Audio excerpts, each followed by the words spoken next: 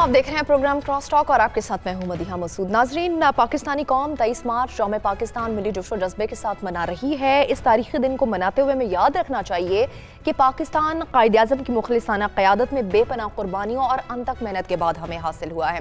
कल रात 12 बजे से इस खास दिन के हवाले से सेलिब्रेशंस जारी हैं। आप सब जानते हैं कि मलेशियन वज़ीर-ए-आज़म बतौर मेहमान खुसूसी तशरीफ़ लाए थे और ख़ास तकरीब में उन्होंने शिरकत की। एक तरफ मुल्क में बैरूनी सरमायाकारी का बढ़ता रुझान है तो दूसरी जानिब अपोजिशन जमातों का एहतसाब के नाम पर एहतजाज भी जारी है। आखिर ये ऊंट किस करवट बैठेगा, ये भी प्रोग्राम में डिस्कस करेंगे। तो आइए बढ़ते हैं अपने मेहमानों की जानिब। लाहौर स्टूडियो से हमें ज्वाइन कर रहे हैं डॉक्टर हुसैन पराचा साहब और हमें ज्वाइन करेंगी बेगम आबिदा हुसैन साहिबा। जनरल रिटायर्ड अमजद शुएब साहब इस्लामाबाद से हमें ज्वाइन करेंगे और उनके साथ हमें होंगे लियाकत शाहवानी साहब भी। तो आइए सबसे पहले हम बात करेंगे डॉक्टर हुसैन पराचा साहब से। हुसैन पराचा साहब, अगर हम कंपैरेटिव एनालिसिस करें 1940 की इस तहरीक से आज का, तो क्या कंपैरेटिव एनालिसिस करेंगे? पाकिस्तान जिन उसूलों पर, जिन मकासद के लिए बना था, बहैसियत कौम हमारे क्या फ़राइज़ हैं और हम क्या अपना किरदार सही निभा रहे हैं या नहीं? बिस्मिल्लाहिर्रहमानिर्रहीम। आपने तो बड़ी आगाज़ में ही बड़ी दुखती रग पर हाथ रख दिया है। बात यह है कि हमें शायद, और ख़ास तौर पर यंग जनरेशन को, शायद उन कुर्बानियों का और उस तवील जिद्दोजहद का एहसास नहीं कि जो हुसूल पाकिस्तान के लिए की गई थी।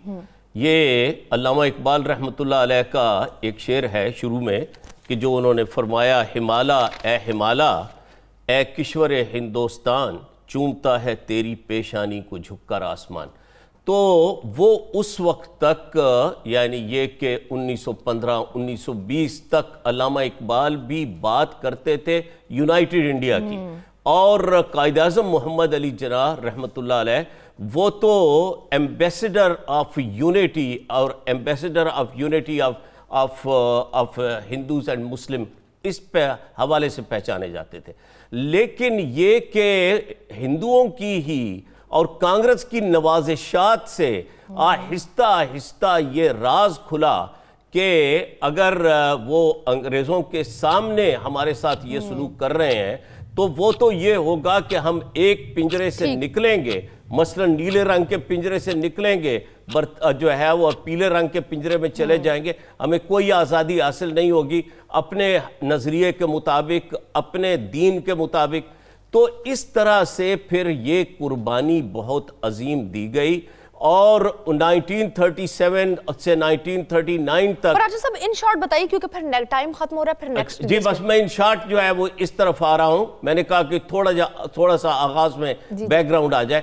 उसमें ये है कि हमारी 70 साल तारीख ये है कि हमने कौमी कमिटमेंट्स को नहीं निभाया, हमने कौमी कमिटमेंट्स को नहीं निभाया। बिल्कुल, यूथ से बड़ी उम्मीदें हैं और ये कि उम्मीदें जो हैं वो अपनी जगह पर मौजूद हैं, लेकिन उम्मीदों की तकमील के लिए विजन की क्लैरिटी बहुत जरूरी है। ओके, तो विजन क्लियर नहीं है। आबिदा साहिबा, आपका क्या ठीक है? क्या हमारा विजन क्लियर नहीं है? यूथ से बड़ी उम्मीदें लगाई जाती हैं और यूथ ने ही ऑब्वियसली पाकिस्तान के फ्यूचर को देखना और संभालना है। अगर हम तहरीक पाकिस्तान से आज की सिनेरियो को कंपेयर करें तो आप क्या देखती हैं, हम कहां लैग कर रहे हैं और यूथ को कितनी मेहनत करने की जरूरत है, उन कुर्बानियों को किस तरह से रिकॉल करने की जरूरत है? देखिए जी, मैं समझती हूँ कि हमने पाकिस्तान में 70 साल में बहुत तरक्की की है। सिर्फ एक चीज़ में हम नाकाम हुए कि हमारी आबादी हौलनाक सतह पे बढ़ती चली गई है और उसकी रोकथाम की हम कोई कोशिश नहीं कर रहे। लेकिन हमारी मईशत काफ़ी फैली है, हमारा इंफ्रास्ट्रक्चर बड़ा डेवलप हुआ है, हमारा ह्यूमन रिसोर्स बेस बड़ा डेवलप हुआ है और हमारी मिडिल क्लास जो है वो काफ़ी हद तक बढ़ी है। अब हमारे यूथ के लिए मैं तो समझती हूँ कि फ्यूचर जो है वो रोशन है। यूथ को लिखने पढ़ने की, मेहनत करने की सिर्फ ज़रूरत है। तो पाकिस्तान इस वक्त आबादी के लिहाज से छठी बड़ी रियासत है दुनिया की। इक्तिसादी अमूर में हम 100 से नीचे हैं, 100 रियासतों से। जी। हमारी यूथ की कोशिशों के बायस हम ऊपर आ सकते हैं اپنی معیشت کو بڑھا کے فعال کر سکتے ہیں اور پاکستان کو اعلیٰ مقام پہ پہنچا سکتے ہیں. اس کے لیے ہمارے نوجوانوں کو سرتوڑ کوشش کرنی ہوگی. ٹھیک ہے ٹھیک ہے. آپ فرمائے گا جنرل ریٹائرڈ امجد شاہ صاحب، ہمارے جوانوں کو کردار نبھانے کی ضرورت ہے. تحریک پاکستان جب شروع تھی تب بھی یوتھ نے ایک بڑا رول پلے کیا تھا. اگر ہم کمپیریٹیو انالیسس کریں اس یوتھ کا اور آج کی یوتھ کا، ہم کہاں لیک کریں یا ہم سکسسفل ہیں؟ بسم اللہ الرحمن الرحیم. دیکھیں، جہاں تک یوتھ کا تعلق ہے ملک کے ساتھ وابستگی وہ تو بہت ہے. آپ دیکھیں کہ مختلف اوقات میں جب بھی کبھی ملک کو کوئی چیلنجز سامنے آئے ہیں تو چیلنج سے نپٹنے کے لیے پوری قوم اکٹھی ہوئی، جس میں یوتھ آپ کے سب سے آگے رہے. وہ آپ دیکھیے کہ مختلف وقتوں پہ مختلف سانحات ہوئے، کبھی زلزلہ آیا، کبھی سیلاب آئے، کبھی ہندوستان کے ساتھ کنفرنٹیشن ہوئی. تو اس لحاظ سے تو ٹھیک ہے، لیکن ذہنوں میں ایک کنفیوژن. آپ دیکھیے کہ آزادی کے 70-72 سال بعد اگر آپ کے نوجوان کو اپنی آئیڈیالوجی کا نہ پتہ ہو، اگر اس کو قائد کے فرمودات جو ہیں ہمارے وہ نہ پتہ ہو، اگر اس شخص کو یہ نہ پتہ ہو کہ ہمارے ملک کی بنیاد کیا ہے، اور کنفیوژن پیدا کرنے والے آج اس کو کوئی لبرل، کوئی سیکولر، کچھ اور اس طرح کی کہانیاں سنا کے تو اس کا ذہن کنفیوز کرنے، تو قصور کس کا ہے؟ اصل چیز یہ ہے کہ آپ کے ملک کی ساکھ، بنیاد اور اس کے قائم رہنے کا جواز جو ہے وہ آپ کی آئیڈیالوجی تھی. اور آئیڈیالوجی آف پاکستان وہ بڑی واضح ہے. وہ بعض اوقات قائد اعظم کی بعض تقاریر کو، خاص طور پہ 11 اگست کی تقریر کو لوگ توڑ مروڑ کے کچھ اپنے انداز میں پیش کرتے ہیں. اس سے میرا خیال ہے بعض اوقات کنفیوژن ہمارے ہاں پیدا ہوتا ہے. آج جو ہندوستان میں مسلمانوں کی صورتحال ہے، جس طرح گو رکشا پہ ان کو مارا جاتا ہے، یا جس طرح ان کے پاس جابز نہیں ہیں، جس طرح ان کی معاشی حالت خراب ہے، یہ وہ چیزیں ہیں جو در حقیقت آپ کے دو قومی نظریہ کو مضبوط کرتی ہیں. اور لوگوں کو ایک کمپیریٹیو اسٹڈی کرنی چاہیے، دیکھنا چاہیے. میں کلپس دیکھتا ہوں بہت ساری جو سوشل میڈیا میں پھر رہی ہیں، جہاں نوجوانوں کو پوچھا جا رہا ہے کہ جی 23 مارچ کا کیا حوالہ ہے، کس وجہ سے ہم منا رہے ہیں، تو لوگوں کو نہیں پتا. یہ زیادہ دکھ کی بات ہے. یہی امجد صاحب میرا پوائنٹ تھا کہ آج کی یوتھ کہیں نہ کہیں لیک کر رہی ہے یقینی طور پر. ٹھیک ہے، میں آپ کی طرف بھی واپس آؤں گی. لیاقت شاہ مانی صاحب، پہلے آپ کا کامنٹ اگر ایڈ کر لیں، اس کے بعد پھر ہم ڈسکشن کو اوپن کریں گے. لیاقت شاہ مانی صاحب، آپ کا کیا ٹیک ہے کہ جس نظریے پر پاکستان کو بنایا گیا تھا، یوتھ کا بھی بالکل ایک کا کلیدی کردار ہے پاکستان کے فیوچر کو لے کر، کہاں پر ہم لیک کر رہے ہیں اور ہمیں کس کس پوائنٹ پر زیادہ محنت کرنے کی ضرورت ہے؟ جی، تحریک پاکستان میں بھی یوتھ اراول دستے کا کردار ادا کرتا رہا ہے. ہوا یہ ہے کہ دیکھیں، انگریز اور انڈین جو استعمار ہے اس سے ہم نے تو ملک لے لیا، لیکن جو ملکی جو استبداد ہے ملک ان کے ہاتھوں میں پڑ گیا. لینڈ ریفارم ایک بڑا امپورٹنٹ ایک عمل تھا جو ہمیں کرنا چاہیے تھا اوائل ہی میں، جو ہم نہیں کر سکے، اور ملک جاگیرداروں کے ہاتھوں رہا، پھر بیوروکریٹس کے ہاتھ رہا. اس ملک میں پہلے 9 سال ہمارے پاس آئین نہیں تھا. 56 کا آئین بنا، اس کے بعد ایوب خان صاحب کا جو ہے پھر وہ مارشل لا لگ گیا. انہوں نے جو آئین بنایا 1962 میں، جاتے جاتے اپنے آئین کو انہوں نے خود ہی ایبروگیٹ کیا. تو اس سے اس طرح کی صورتحال پیدا ہونی شروع ہوئی کہ جو ملک کے اداروں کو بننا چاہیے تھا وہ پراپر نہیں بن سکے. اب 1947 میں ایشیا میں صرف 2 ڈیموکریسیز تھے، پاکستان اور انڈیا. 1947 میں صرف 72 سورن اسٹیٹس تھے جو آج 193 تک پہنچ گئے ہیں. اگر آپ کمپیئر کر لیں ان 193 ممالک میں پاکستان معاشی لحاظ سے، خوشحالی کے لحاظ سے، ترقی کے لحاظ سے کہاں کڑی ہے. یہ جو ڈاکٹر مہاتی محمد صاحب، میں سمجھتا ہوں کہ آج کے دن کے حوالے سے بہت معزز مہمان تھے، بڑے پرفیکٹ مہمان تھے. ان کے اپنے جو ملک کا اگر ہم ماڈل لے لیں کہ ہم سے 10 سال بعد وہ آزاد ہوئے، وہ اب کہاں پہنچے ہیں. وہ 6 مہینے قبل ڈیجیٹل اکانومی کی طرف انہوں نے اپنا سفر شروع کر لیا ہے. اور ڈیجیٹل اکانومی جن ممالک کے پاس ہوگا فیوچر میں، جو ڈیجیٹل ڈکٹیٹرشپ کا جو استعمال کیا جا رہا ہے، تو وہی ہوں گے. 1940 کی قرارداد ہی میں آپ دیکھ لیں کہ مستقبل کا ایک خاکہ تھا مسلمانوں کے لیے، خوشحال ریاست کا، ایک ماں کی جیسی ریاست کا، جس میں صوبے، جس میں سٹیٹس جو مستقبل کے होंगे, उनको खुशहाल होना चाहिए था, इख्तियारात डिवॉल्व होनी चाहिए। तो बहुत सारे ऐसे चीज़ें थी जो हम कर सकते थे, अभी तक नहीं कर सके।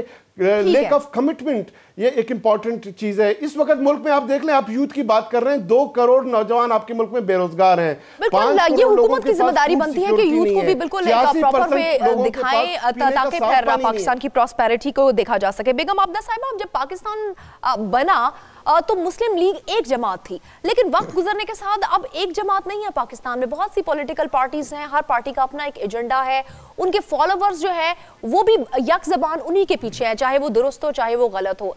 आपको लगता है कि हम जो हमारा अल्टीमेट गोल है पाकिस्तान की प्रॉस्पेरिटी, वो हम सब कहीं ना कहीं भूल रहे हैं, पॉलिटिकल पार्टीज भी कहीं ना कहीं भूल रही हैं इस बात को? देखिए जी, ये गोल जो है प्रॉस्पेरिटी का, ये भूला नहीं जा सकता, कोई भी इसको नहीं भूल सकता। और हम प्रॉस्पेरिटी की तरफ रमा दमा हैं। अगर हम देखें तो पिछले 70 साल में, जैसे मैंने पहले अर्ज किया, हमारी मिडिल क्लास बेस काफ़ी बढ़ी है और हमारे लोग जो हैं वो अब भारी तादाद में तालीम की जानिब चल रहे हैं। जो पाकिस्तानी बैरून मुल्क जाते हैं काम करने के लिए, वो बड़ी कामयाबियां हासिल करते हैं और उनकी बड़ी पजीराई होती है, वो बहुत कमा लेते हैं। पाकिस्तान के अंदर भी आप देखें कि एक पूरा नया शहर इस्लामाबाद आबाद हुआ, जो कि दुनिया के खूबसूरत तरीन दारुल खिलाफों में से है। और फिर हमारे दूसरे शहर भी बहुत तेज़ी से फैले हैं। हमारा इंफ्रास्ट्रक्चर बड़ा डेवलप हुआ है। पाकिस्तान के हर कोने में बिजली है, सड़कें हैं। अगर हम ये देखें कि हिंदुस्तान में पाकिस्तान पूरे की आबादी के तादाद जितने लोग जो हैं वो कुल्ली तौर पे बिजली से महरूम हैं, तो हमें अंदाज़ा होता है कि हम किस कदर खुश नसीब हैं। हमारे हवाई अड्डे डेवलप हुए हैं, बंदरगाहें डेवलप हुई हैं, हमारी यूनिवर्सिटियाँ 100 से ज़्यादा हो चुकी हैं। प्राइवेट सेक्टर में, पब्लिक सेक्टर में जगह जगह हमारे यहाँ स्कूल हैं। कोई ऐसा देहात नहीं जहाँ पे स्कूल ना हो। और फिर हमने अपने मुल्क की जो हमारी पैदावार है अशिया की, अगरचे वो काफ़ी तादाद में बढ़ी है, लेकिन क्योंकि हमें अपना ऑयल और गैस सारा इंपोर्ट करना पड़ता है, तो हमारा तिजारती खसारा बहुत बड़ा है। इसको कम करना अशद ज़रूरी है और इसके लिए हमें अपनी ज़राई और सनती पैदावार को बढ़ाना होगा। हमारा ह्यूमन रिसोर्स बेस बड़ा सेहतमंद है और फिर हमारे यहाँ जमहूरी इदारे अब रवां दवा हैं माशाल्लाह लगता रहा, लेकिन अब जमहूरियत ने जड़ पकड़ ली है और हमारे पार्लिमानी निज़ाम जो है वो कामयाबी से चल रहा है। तो मैं समझती हूँ कि हमारी आज रिपब्लिक डे हमें बहुत कुछ सेलिब्रेट करने को है। हाँ, मज़ीद तरक्की की ज़रूरत है और इसके लिए हमें कोशां रहना चाहिए। बिल्कुल, इंशाल्लाह हम कोशा रहेंगे भी। पाकिस्तान से बाद आज़ाद होने वाला मलेशिया जो है वो मईशत में पाकिस्तान से बहुत आगे है। उनके पास आखिर कामयाबी के क्या कुलियात हैं, इसी पर बात करेंगे एक छोटे से ब्रेक के बाद। Stay with us.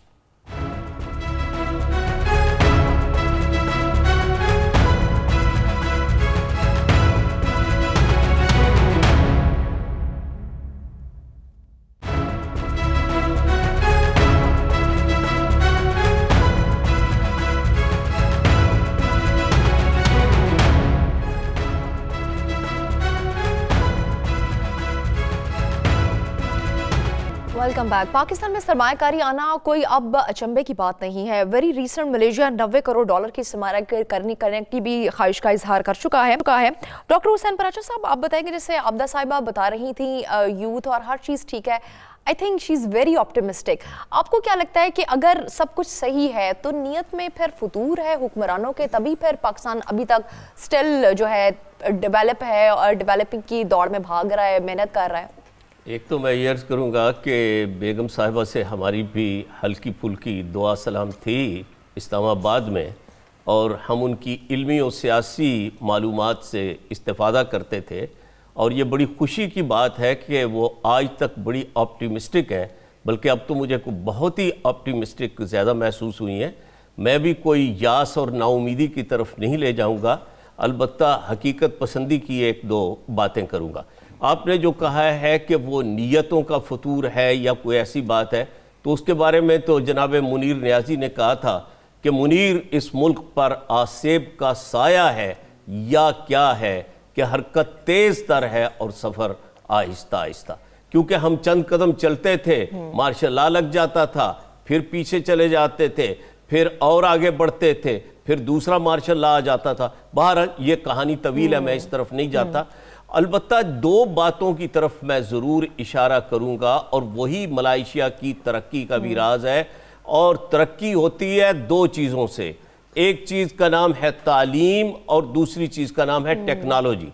जापानीज़ जो इकोनॉमिस्ट हैं, एजुकेशनिस्ट हैं, उनसे हम पूछते हैं, और किताबें लिखी हुई हैं और बहुत लिटरेचर है कि what's the secret of your development, तो वो आगे कहते हैं कि हमारा किंडरगार्टन का बच्चा, हमारा प्राइमरी का बच्चा, वो ये जानता है कि Japan is a country with minimum natural resources.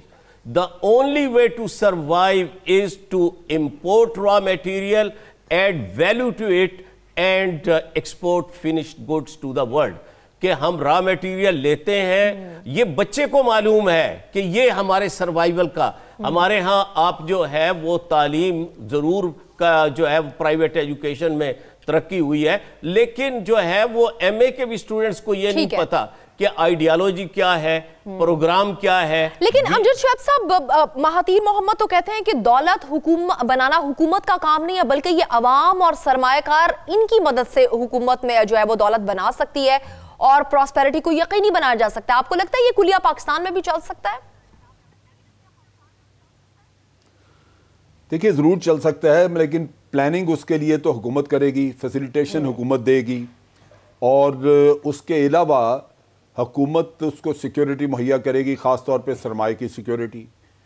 फिर ये कि यहाँ पे बड़ा हमें हमेशा प्रॉब्लम रही, और बाहर से लोग आके यही गुजारिश करते रहे कि जी यहाँ पे वन विंडो ऑपरेशन होना चाहिए। हम अगर एक एक महकमे में जाके धक्के खाएंगे एनओसीज़ के लिए, और फिर हर जगह हमसे पैसा भी मांगा जाएगा, तो फिर यहाँ पे लोग डिस्करेज हो जाते हैं, वो नहीं करना चाहेंगे। तो बात यह है कि जो सरमायाकारी बाहर से हम लाते हैं, जिससे कि मईशत को एक मिलता है, एक हरकत में आती है मईशत आपकी और आगे बढ़ती है, उसके लिए बहुत ज़्यादा ज़रूरी है कि उस जैसा आप एनवायरनमेंट क्रिएट करें। क्योंकि कोई भी पैसा इसलिए नहीं लगाता कि वो आपकी कोई फलाही काम करना चाह रहा आपके लिए, वो तो अपनी कमाई के लिए कर रहा है ना, कि उसने अपनी कमाई करनी है, लेकिन उसमें अगर आपकी मईशत को, आपके मुल्क को फ़ायदा हो रहा है तो वो बड़ी अच्छी बात है। सो ये प्लानिंग आपने करनी है। अभी आप देखिए कि हमारा सर्कुलर डेट जिस तरह बढ़ रहा है और कंट्रोल पाने का कोई रास्ता नज़र नहीं आता, उसकी बुनियादी वजह यही है कि एक तो खैर एक है बिजली चोरी और इस तरह के किस्से, लेकिन उससे बढ़ के वो एग्रीमेंट्स हैं जो आपने किए हुए हैं उन कंपनियों के साथ, प्राइवेट पावर जनरेशन कंपनीज के साथ, जिनमें उनको, जबकि वो उनको कैपेसिटी पे आप पैसा देते हैं जबकि वो पावर जनरेशन नहीं कर रहे। तो ये वो चीज़ें हैं जो अगर आपने अक्लमंदी से हैंडल ना की तो ये आपके लिए बोझ बन जाएंगी, आपकी इकोनॉमी के लिए। आज आप चंदा इकट्ठा करके, आपको क्या लगता है यही सूरत हाल अगर ऐसी रही तो इकोनॉमी पे मजीद बोझ बढ़ जाएगा?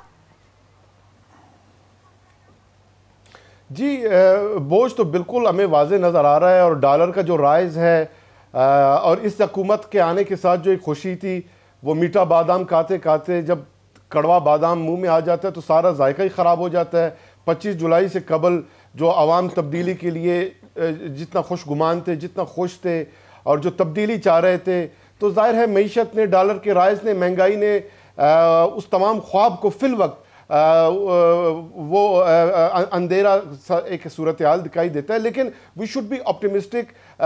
بہتری کے لیے بالکل گنجائش ہے اور بہتری بہت مشکل نہیں ہے. ایک ملک میں آپ نے صرف یہ ہے کہ اپنا جو ٹریک ہے، سیدھا ٹریک پہ آپ کو چڑھنا ہے، جو اب تک ہمیں ٹریک نظر نہیں آ رہا. ابھی بھی آپ دیکھ لیں کہ اکثر ممالک سے ہم ادھار ہی لے رہے ہیں. اب پرسوں چائنا سے $2.1 بلین آپ پھر ڈیٹ لے رہے ہیں، اور پھر ڈیٹ سروسنگ میں سالانہ آپ کا $8.1 بلین آپ آلریڈی ڈیٹ سروسنگ کر رہے ہیں. تو یہ تو وہی پرانا اسٹریٹجی ہے جو ہم نے اختیار کیا ہوا ہے. یہ جو چائنا میں آج بھی کوئی فورن انویسٹر جب انڈسٹری لگانے جاتی ہے تو انہوں نے ایک معاہدہ کیا ہوا ہے کہ وہ جس شعبے میں وہ صنعت لگانے جا رہی ہے اس کا فارمولہ وہ پہلے چائنیز جو ہے نا گورنمنٹ کے سامنے رکھے گا. تو پیسے کے ساتھ ساتھ جو ٹیکنالوجی ہے وہ علم بھی ہمیں چاہیے، وہ ہنر بھی ہمیں چاہیے. مہاتیر محمد صاحب خود جو ہے انجینئرنگ انڈسٹری کی بات کر، وہ کہتا ہے کہ اگر آپ کو انڈسٹری لگانا ہے تو پہلے آپ انجینئر تو پیدا کریں، ہیومن ریسورس پیدا کریں، ہیومن ریسورس ڈیولپ کریں. ہمارے پاس کتنا ہیومن ریسورس ڈیولپ ہو چکا ہے. آپ کے سامنے یہ چند شہروں کے علاوہ، کراچی، لاہور، فیصل آباد، چند شہروں کے علاوہ آپ کے پاس انڈسٹری نہیں ہے. پورا آدھا پاکستان بلوچستان ہے، وہاں پر کوئی صنعت نہیں، نہ کوئی تعلیمی ادارے ہیں. تو اس صورتحال میں ابھی بھی میں یہ سمجھتا ہوں کہ ہمیں بہت وقت لگے گا. اور بہت آپ دور نہ جائیں، آسیان کنٹریز میں دو بڑے ماڈل ہیں. ایک لی کوان یونگ ماڈل ہے سنگاپور کا، ایک مہاتیر محمد کا ماڈل، اور تیسرا جو چائنیز ماڈل ہے ڈنگ شاؤپنگ کا. اور اگین بات وہی ہے کہ اگر نیک نیتی سے اس کو پلان آؤٹ کیا جائے تو یقینی طور پر پاکستان کی فلاح کے لیے کام ہو سکتا ہے. اور بھاری جو سرمایہ کاری آ رہی ہے، بیگم عبدہ حسین صاحبہ، آپ کا کیا نقطہ نظر ہوگا اس پر؟ بھاری سرمایہ کاری ایک کے بعد ایک ملک کر رہا ہے، تو اس سے انٹرنیشنل ورلڈ میں پاکستان کا کیسا امیج آتا ہے کہ پاکستان میں انویسٹمنٹ تو آ رہی ہے، لیکن ساتھ ہی ساتھ یہ پوائنٹس بھی ہائی لائٹ ہو رہے ہیں کہ کہیں پر مین پاور کم ہے، جیسے کہ دیگر مہمان بھی کہہ رہے ہیں کہ مین پاور کم ہو جاتی ہے. اگر ہم تعلیم کے شعبے کی بات کرتے ہیں تو ہمیں پورا سٹرکچر بھی تو بنانا ہے، اور اگر کوئی انویسٹمنٹ کر رہا ہے تو وہ اپنا بزنس کرنے کے لیے، اپنے مفاد کے لیے کر رہا ہے. پراپر گراؤنڈ پاکستان کو پرووائڈ کرنا ہے. انٹرنیشنلی کیا پرسپیکٹو دیکھتی ہے پاکستان کا؟ دیکھیے، پاکستان میں انویسٹمنٹ کرنا اس وقت سود مند ہے، اور یہی وجہ ہے کہ ریاستیں ہمارے ساتھ میمورینڈم آف انڈرسٹینڈنگ پہ دستخط کر رہے ہیں. سعودی عرب والوں نے کیا، اب مہاتیر محمد ملیشیا سے آئے ہیں، انہوں نے کیا ہے. پاکستان میں جو انویسٹمنٹ کے ریٹرنز ہیں وہ کافی ہائی ہیں. آپ جانتے ہیں کہ مغربی دنیا میں انویسٹمنٹ کے ریٹرن 2 اور 3% کے لگ بھگ ہیں. ہمارے یہاں انویسٹمنٹ کے ریٹرن جو ہیں وہ 6 اور 8% کے لگ بھگ ہیں. تو یہاں پہ سرمایہ لگانا جو ہے وہ منافع بخش ہے، اور ریاستیں آ رہی ہیں، باہر سے لوگ آ رہے ہیں ہمارے یہاں انویسٹمنٹ کرنے کے لیے. بالکل. اب جب شعیب صاحب باہر سے تو انویسٹمنٹ آ رہی ہے، لیکن ہم پاکستان میں دیکھتے ہیں کہ پولیٹیکل پارٹیز ان کی کھینچاتانی جاری ہے. حکومت کو اگر فل فوکس ملے تبھی تو اکانومی کو بھی مضبوط کیا جا سکتا ہے، لیکن ہم دیکھتے ہیں کہ اپوزیشن حکومت کی ٹانگیں کھینچنے سے باز نہیں آ رہی. اگر احتساب کا نام کیا جاتا ہے تو اسے اپوزیشن انتقام کا نام دے دیتی ہے. تو اس سینیریو میں آپ کو کیا لگتا ہے کہ گورنمنٹ کے پاس بہت زیادہ سخت ٹاسک نہیں ہے اگر اسے پراسپر کرانا ہے پاکستان کو؟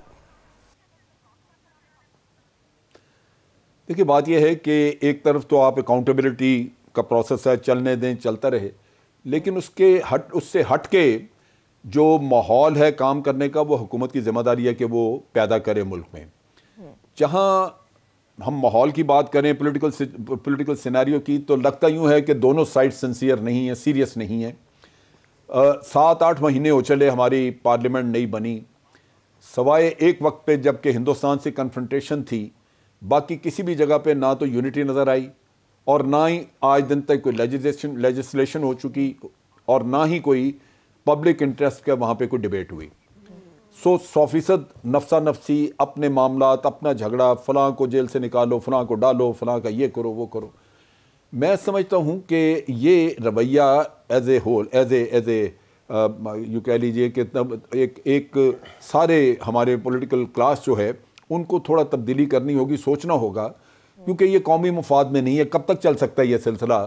کہ پارلیمنٹ جس کو ہم صبح سے لے کے رات تک کہتے ہیں کہ سپریم ہے لیکن وہ نان فنکشنل ہے، تو پھر آپ ملک کے معاملات کیسے چلائیں گے؟ پھر ان میں بہت ساری چیزیں ہیں جن میں ٹرانسپیرنسی لانے کی ضرورت ہے، اور وہ پارلیمنٹ لا سکتی ہے۔ مثال کے طور پہ حکومت IMF سے لون لے رہی ہے، کن کنڈیشنز پہ لے رہی ہے حکومت پبلک میں بات نہیں کرتی، لیکن پارلیمنٹ کا رائٹ ہے کہ وہ ان سے وہ کنڈیشنز پوچھے اور ان کو گائیڈ کرے، رہنمائی کرے ان کی کہ کیا یہ کنڈیشنز ہمارے ملک کے مفاد میں ہوں گی یا نہیں۔ چہ جائے کہ آپ 5 سال کے بعد رونا دھونا کریں کہ جی ہم قرضے میں ڈوب گئے، ہم دے نہیں سکتے، فلاں یہ کر گیا، فلاں وہ کر گیا۔ اسی طرح فورن پالیسی کے ایشوز ہیں، ان کے اوپر بھی اگر آپ نے بات کرنی ہے، انویسٹمنٹ کے لیے پالیسیز وضع کرنی ہے، تو وہاں پہ پارلیمنٹ کو بالکل ریڈنڈنٹ کیا ہوا تو وہ آپ کے مفاد میں نہیں ہے۔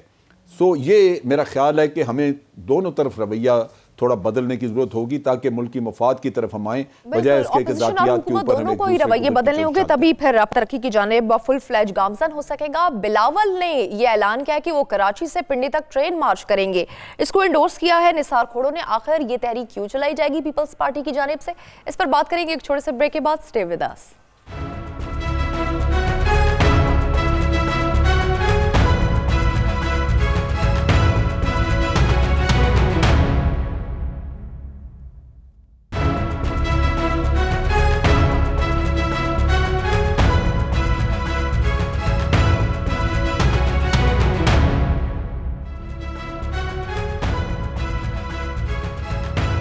Welcome back. بلاول بھٹو زرداری نے یہ دھمکی دی ہے کہ اگر احتساب کے نام پر اسی طرح سے ون سائیڈڈ عمل جاری رہا تو پیپلز پارٹی جو ہے وہ ٹرین مارچ بھی کر سکتی ہے، کراچی سے لاڑکانہ بھی جا سکتا ہے اور یہ ٹرین مارچ پنڈی کا رخ بھی کر سکتا ہے۔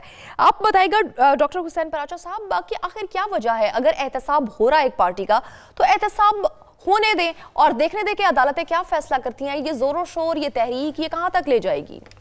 دیکھیں جی، بات اس میں یہ ہے کہ اس حکومت نے آنے سے پہلے جب اپنی انتخابی جو مہم چلائی تو اس میں انہوں نے ایسے دعوے کیے کہ جو حقیقت پسندی کے خلاف تھے، مگر اس ایک سونامی میں جو اس انتخابی مہم کا تھا، انہوں نے اسد عمر صاحب نے فرمایا کہ ہم آ کر گیس کو انتہائی سستا کر دیں گے، اور حکومت کیوں اتنے زیادہ چارجز گیس کے لے رہی ہے، اور آ کر انہوں نے 143% گیس کو مہنگا کیا۔ اسی طرح سے بجلی کے بارے میں انہوں نے کیا کیا دعوے کیے تھے، لیکن کوئی ان کو پورا کرنے کے بجائے بجلی اور زیادہ مہنگی کر دی گئی۔ اچھا، اور اس کے علاوہ بات یہ ہے کہ پی ٹی آئی کی حکومت کو اور مختلف طریقوں سے، حوالوں سے، ذرائع سے جناب عمران خان صاحب کو بھی دانشوروں کی طرف سے یہ میسج پہنچایا گیا کہ آپ اپنے آپ کو احتساب سے ابو رکھیں، لیکن جس طرح سے خان صاحب اوکیجنلی براہ راست بھی اس میں انوالو ہو جاتے تھے، ہم چوروں کو نہیں چھوڑیں گے، ہم ڈاکوؤں کو نہیں چھوڑیں گے، اور ان کے وزیر اطلاعات جو ہے فواد چودھری صاحب بھی، اس سے یہ تاثر ملا کہ حکومت اس احتساب کے پیچھے ہے۔ تو اس اب بھی حکومت کے لیے دانش مندی کا، سمجھداری کا اور اچھی حکمت عملی کا یہ طریقہ ہے کہ حکومت اس سے اپنے آپ کو احتسابی گھن گرج سے الگ کر لے، اور قانون جیسے جنرل جو ہے وہ امجد شویس صاحب نے فرمایا تھا کہ اس میں قانون سازی کی طرف آئے، اور یہ کہ قانون سازی تو ہو کوئی نہیں رہی، اور پھر اسی میں ایک دوسرے پر جو ہے وہ الزام تراشی شروع ہو جاتی ہے۔ ٹھیک ہے، آپ کا کہنا ہے کہ فی الفور قانون سازی کی جائے تو یہ الزام تراشیوں کو کسی طرح سے سلو ڈاؤن کیا جا سکتا ہے۔ اور آخری بات میں یہ کر دوں کہ بلاول ایک بہت اچھی انٹری ہے، یعنی بلاول نے بہت جو ہے وہ سمجھداری کا ثبوت دیا ہے، بڑے جو ہے وہ دھیرے دھیرے چلتے رہے، لیکن وہ بھی جب پرسنل ہو جاتے ہیں تو وہ بلاول کو یہ پرسنل ہونا ڈیمیج کرتا ہے۔ بہرحال انہوں نے جو دھمکی دی ہے، اس کے ساتھ ہی ایم ایم اے نے دھمکی دی ہوئی ہے، اور یہ وہی راستہ ہے کہ جو خود پی ٹی آئی نے اختیار کیا تھا، 200 دنوں تک جو ہے وہ دھرنا دیا تھا۔ تو اب یہ بہتر یہ ہے کہ پی ٹی آئی پارلیمنٹ کو ہر چیز کا مرکز اور محور بنائے، تاکہ یہ دھرنوں کے بجائے سارا جو ہے وہ ساری باتیں، غم و غصہ، قانون سازی، ہر چیز پارلیمنٹ۔ بیگم صاحبہ، آپ اپنے سیاسی تجربے سے کیا کہیں گی؟ آپ کو کیا لگتا ہے کہ حکومت کے خلاف کوئی بڑی تحریک چل سکتی ہے؟ اپوزیشن کیا یکجا ہو کر حکومت کے خلاف بڑا سٹینڈ لے سکتی ہے؟ نہیں، میرا نہیں خیال کہ اپوزیشن اس پوزیشن میں ہے کہ کوئی تحریک چلائیں. دیکھیے، لوگ عمران خان کو 1 سال کا تو کھلا موقع دیں گے. ان کا پرفارمنس جو ہے وہ چند مہینوں میں تو جج نہیں ہو سکتا. 1 سال کم از کم چاہیے ہے. اور اپوزیشن کے اپنے بہت سے مسائل ہیں.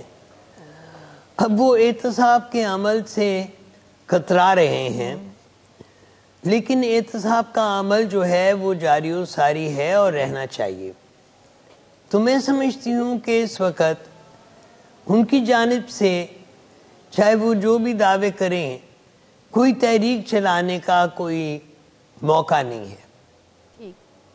امجد شاہد صاحب، تحریک تو اگر چلائی جا رہی ہے اور دھمکیاں بھی دی جا رہی ہیں، آپ کو نہیں لگتا سامہاؤ یہ پریشر بلڈ کرنے کے لیے ہے پارٹیز پر اور حکومت پر؟ تو ہے ہی عدالتی نظام اور نیب کی جو کارروائی ہے اس کو بھی افیکٹ کر سکتا ہے یہ پریشر یا نہیں؟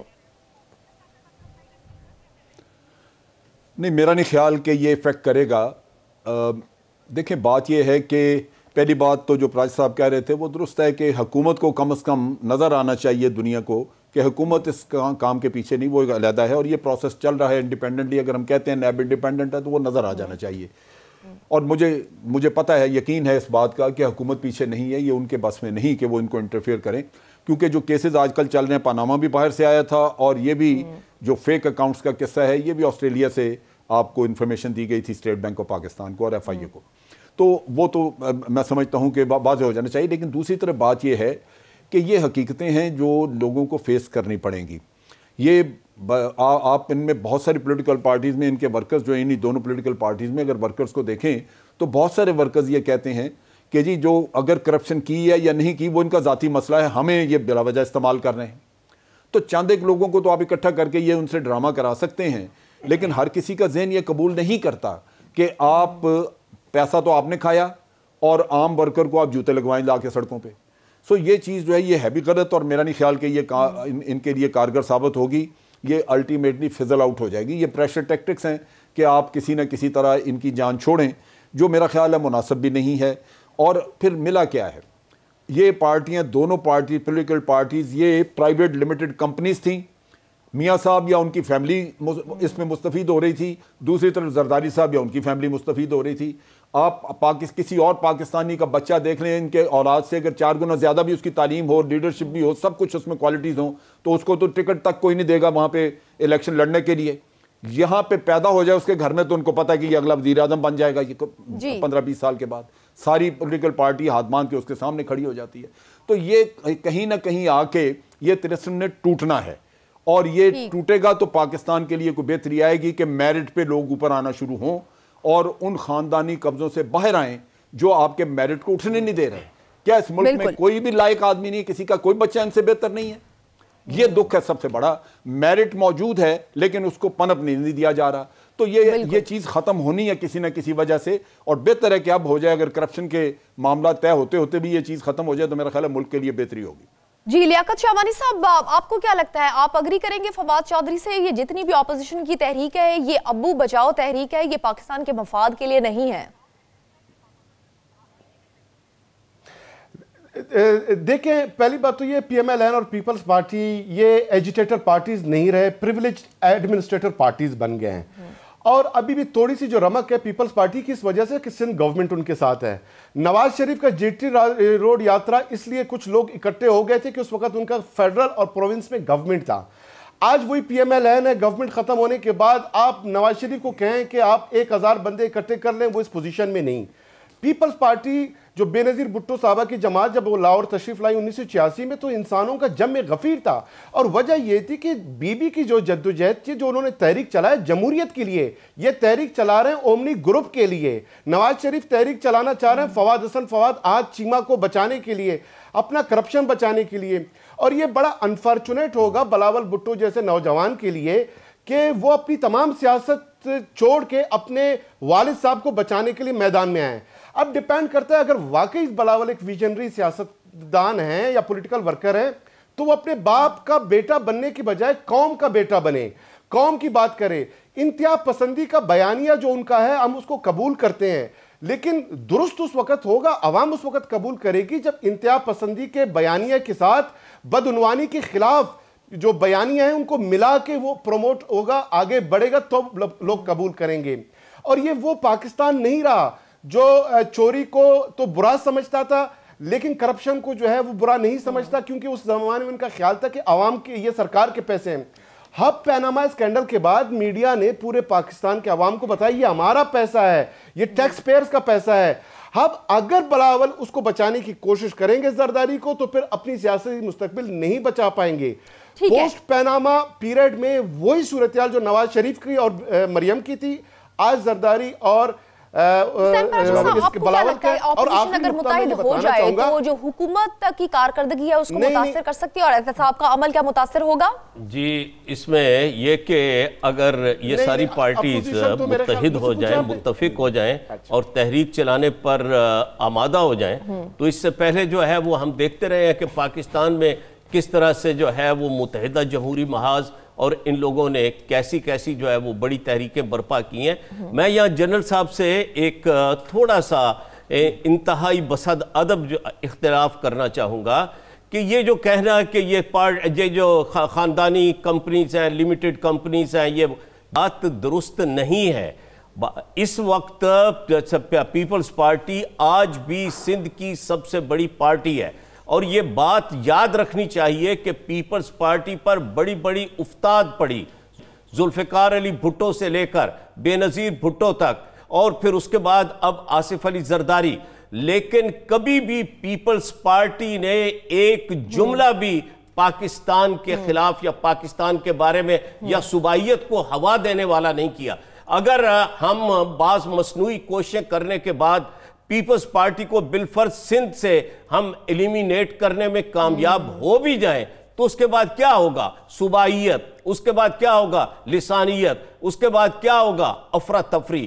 تو اس وجہ سے البتہ جو ہمارے ایک انتہائی معزز پارٹیسپینٹ نے اچھی بات کی ہے, بیگم عبدہ حسین صاحبہ آپ فرمائے گا, بس ایک جملہ میں مکمل کر لوں کہ جو ہے وہ بلاول بھٹو صاحب کو اپنا راستہ اپنی پھپھی اور اپنے والد گرامی سے الگ کرنا چاہیے, اور انہیں پیپلز پارٹی کو لے کر ایک نوجوان قیادت دینی چاہیے. مدیہ پیپلز پارٹی, جی مدیہ دیکھیں پاکستان کی تاریخ بتاتی ہے کہ پیپلز پارٹی کے خلاف جنرل ضیاء الحق کے دور میں کارکنوں نے جو کوڑے کھائے, جو ڈنڈے کھائے, وہ ذوالفقار علی بھٹو کے لیے کھائے تھے, اور ذوالفقار علی بھٹو ایک پولیٹیکل کیس میں وہ پھانسی پہ چڑھے تھے, کرپشن کے کیس میں نہیں. اور جتنا ان کو ڈنڈے پڑے, لیکن اب تو پیپلز پارٹی بلاول کے پاس نا, بلاول چیئرمین ہے. بیگم صاحبہ آپ کا کیا ٹیک ہے؟ بلاول چیئرمین جو آج کل اتنا اگریسو اپنا سٹیٹمنٹ دیتے ہیں, اب تو ایک صوبے میں رہ گئی نا پولیٹیکل پارٹی. بھارت میں کلا انداز سے لیا جاتا ہے, لیکن پاکستان میں کہا جا رہا ہے کہ بلاول کو اتنا سیریس نہ لیا جائے. کیا سیریس لینا چاہیے بلاول کو یا نہیں؟